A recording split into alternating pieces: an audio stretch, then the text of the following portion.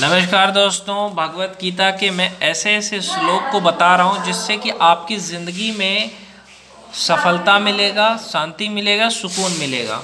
तो भगवत गीता का एक श्लोक है, यदा ही नेन्द्रियार्थासु न कर्मनुष्यते सर्व संकल्प सन्यासी योगारूढ़ त्यज्यते।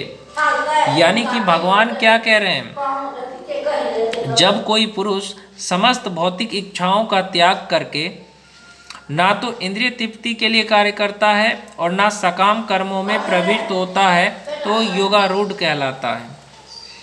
यहाँ पे भगवान कहना चाहते हैं, जब मनुष्य भगवान की दिव्य प्रेमा भक्ति में पूरी तरह लगा रहता है तो वह अपने आप में प्रसन्न रहता है। भगवान का कहने का अर्थ ये है कि जब भी कोई मनुष्य अपने भगवान के ध्यान में लगा रहता है, ये जो अपने काम में लगा रहता है, तो खुश रहता है और इस तरह वह इंद्रिय तृप्ति या सकाम कर्म में प्रवृत्त नहीं होता, अन्यथा इंद्रिय तृप्ति में लगना ही पड़ता है। यहाँ पे एक चीज़ नोटिस करना, भगवान का कहने का अर्थ है कि अगर आप सही काम नहीं करोगे, आप अगर स्टूडेंट और पढ़ाई नहीं करोगे तो आपका इंद्रिय जो आपका सेंस है वो कहीं ना कहीं लगेगा। आप अगर सही जगह पे नहीं लगाओगे तो गलत जगह पे जाएगा। जैसे बहुत सारे स्टूडेंट कहते हैं कि हमारा ना पढ़ने में मन नहीं लग रहा है, तो किसी न किसी काम में आपका मन लग रहा है, चाहे वो समय बर्बाद करने में ही क्यों ना लगाओ। रील देखने में मन लग रहा है, यूट्यूब चलाने में मन लग रहा है, वेब सीरीज़ देखने में मन लग रहा है, यानी अगर आप अपने मन को सही जगह पे नहीं लगाओगे तो वो गलत जगह पे लग ही जाएगा। क्योंकि कर्म किए बिना कोई रह नहीं सकता, क्योंकि जो आपका जो ये मन है ना वो बिना काम किए रह नहीं सकता है, कुछ ना कुछ उसको करना ही पड़ेगा। बिना कृष्णा भावना मृत के मनुष्य सदैव स्वार्थ में तत्पर रहता है, किंतु कृष्णा भावना भावित व्यक्ति कृष्ण की प्रसन्नता के लिए ही सब कुछ करता है। फलतः वह इंद्रिय तृप्ति से पूरी तरह विरक्त रहता है। जिसे ऐसी अनुभूति प्राप्त नहीं है उसे चाहिए कि भौतिक इच्छाओं से बचे रहने का वो यंत्रवत प्रयास करे, तभी वो योग की सीढ़ी से ऊपर पहुंचता है। भगवान की इच्छा के कारण ही सब कुछ होता है, तो भगवान में ही अपना ध्यान लगाओ। ये जो आपका काम है, जैसे आपका काम है पढ़ाई करना, तो उसी में आपका मन लगना चाहिए। अगर आप सिर्फ अपने पढ़ाई पे ध्यान लगाओगे तो आपका मन भटकेगा नहीं और ये बाकी चीज़ों से आपका मन कट के आपके लक्ष्य तक आपको पहुंचा देगा। मनुष्य को चाहिए कि अपने मन की सहायता से अपना उद्धार करे और अपने को नीचे ना गिरने दे। यह मन बद्ध जीव का मित्र भी है और शत्रु भी।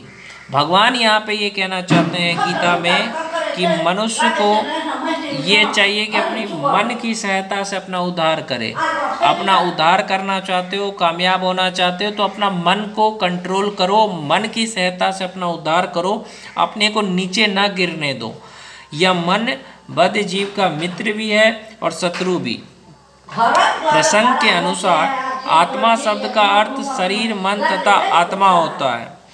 योग पद्धति में मन तथा आत्मा का विशेष महत्व है, क्योंकि मन ही योग पद्धति का केंद्र बिंदु है। अतः इस प्रसंग में आत्मा का तात्पर्य मन होता है। योग पद्धति का उद्देश्य मन को रोकना तथा इंद्रिय विषयों के प्रति आसक्ति से उसे हटाना है। योग पद्धति का उद्देश्य क्या है? मन को रोकना और इंद्रिय विषयों के प्रति आसक्ति से उसे हटाना है। यहाँ पर इस बात पे बल दिया गया है कि मन को इस प्रकार प्रशिक्षित किया जाए कि वह बद्ध जीव को अज्ञान के दलदल से निकाल सके। इस जगत में मनुष्य मन तथा इंद्रियों के द्वारा प्रभावित होता है। वास्तव में शुद्ध आत्मा इस संसार में इसलिए फंसा हुआ है क्योंकि मन मिथ्या अहंकार में लगकर प्रकृति के ऊपर प्रभुत्व जताना चाहता है। अतः मन को इस प्रकार प्रशिक्षित करना चाहिए कि वह प्रकृति की तड़क भड़क से आकृष्ट न हो और इस तरह बद्ध जीव की रक्षा की जा सके।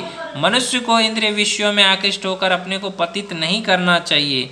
जो जितना ही इंद्रिय विषयों के प्रति आकृष्ट होता है वह उतना ही संसार में फंसता जाता है। तो भगवान का कहने का मतलब ये है कि आपका मन अगर इधर उधर भटक रहा है ना, तो उसको कंट्रोल करो आप। आप जितना अपने मन को छूट दोगे वो उतना ही उधर उधर भागेगा। चलो गेम खेल लेते हैं, चलो वीडियो गेम खेल लेते हैं, चलो घूमने चले जाते हैं, चलो गर्लफ्रेंड बना लेते हैं, चलो भर दिन गर्लफ्रेंड से बात करते हैं, चलो कैसे लड़कियों को ताड़ते हैं, चलो थोड़ा सा रील देख लेते हैं, थोड़ा सिगरेट पी लेते हैं, है ना, थोड़ा सा अश्लील नृत्य देख लेते हैं, डांस देख लेते हैं ऑर्केस्ट्रा का। तो आपका मन जो है ना वो भटकते रहेगा।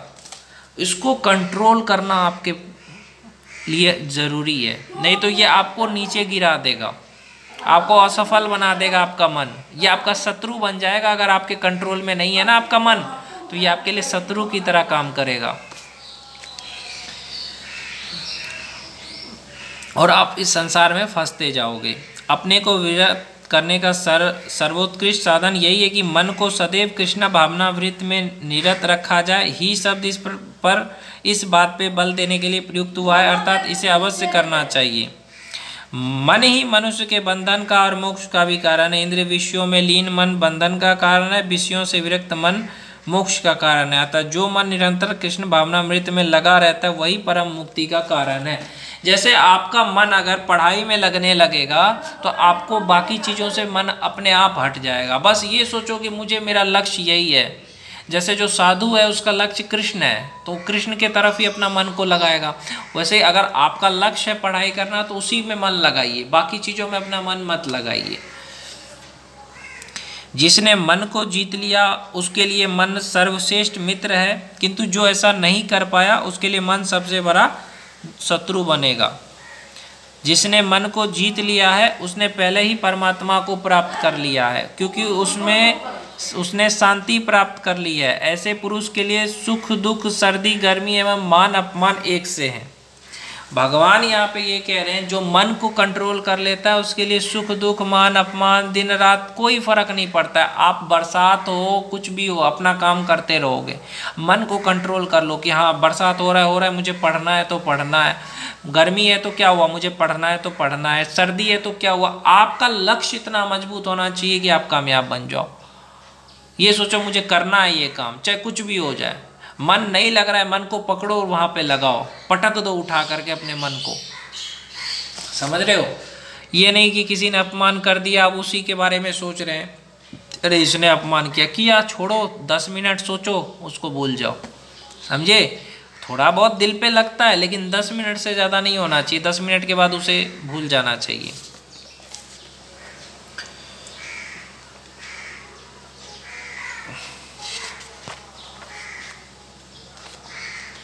मन को कंट्रोल करना है आपको।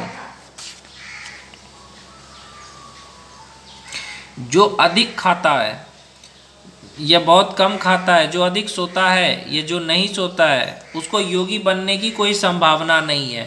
अगर आप चाहते हो कि आप एक स्टूडेंट हो, आप एक चाहते हो कि मैं विद्यार्थी हूँ और आप चाहते हो कि आप योगी हो, एक स्टूडेंट को मैं योगी मानता हूँ, तो आप ना ज़्यादा खाओगे ना कम खाओगे, ना ज़्यादा सोओगे ना कम सोओगे। अगर आप ऐसा करते हो बहुत ज़्यादा सो रहे हो, बहुत कम सो रहे हो, बहुत ज़्यादा खा रहे हो, खा ही नहीं रहे हो, तो फिर आप कामयाब नहीं बन सकते। जो खाने सोने अमोद प्रमोद तथा काम करने की आदतों में नियमित रहता है वो योगाभ्यास द्वारा समस्त भौतिक क्लेशों को नष्ट कर सकता है। खाने सोने रक्षा करने तथा मैथुन करने में जो शरीर की आवश्यकताएं हैं अति करने से योगाभ्यास की प्रगति रुक जाती है। यानी आप अगर इन्हीं चीज़ों में लगे रहोगे तो अपने लक्ष्य तक नहीं पहुंच पाओगे। बस खाने में लगे हैं, पीने में लगे हैं, अमोद प्रमोद में लगे हैं, तो नहीं कुछ होगा। निद्रा में व्यर्थ समय नहीं गंवाना चाहिए, आपको अपने लक्ष्य में लगाना चाहिए। अपना 1 मिनट का समय भी अपने काम में लगाना चाहिए। 1 मिनट भी समय बर्बाद मत करिए। भगवत गीता यही तो कह रहा है।